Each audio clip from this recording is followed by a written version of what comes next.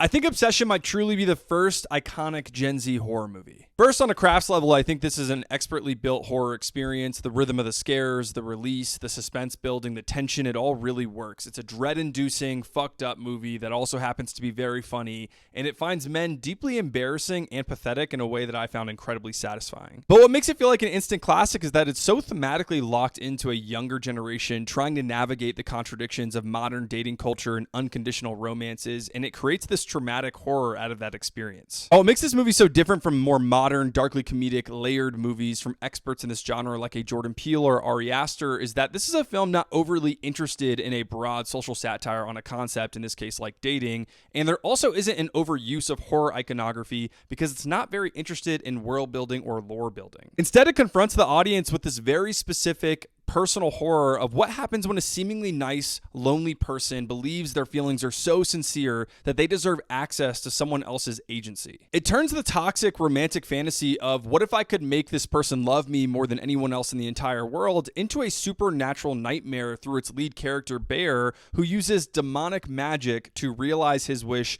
for his potential soulmate, Nikki, and that decision exposes how violent or possessive so many romantic fantasies are. And in that way, Obsession feels really well observed about a younger generation that wants to be more relationship fluid, more emotionally open, more progressive about the flaws of monogamy or unconditional love, while still holding on to these more toxic romantic ideas about soulmates and finding the one. The movie basically takes those relationship contradictions and turns them into this larger cautionary tale about possession or jealousy. It's a really dark fable for women in particular in a world filled with problematic men, where even the men who seem kind of innocent or maybe kind might still be a little bit incel coded in how they practice relationship norms. They might be willing to sacrifice your agency, for example, to make you submissive to their romantic fantasies. It's really a relationship horror movie about male entitlement in that way, and how the dream of being someone's one true love is really about ownership, and in this case, a man's ownership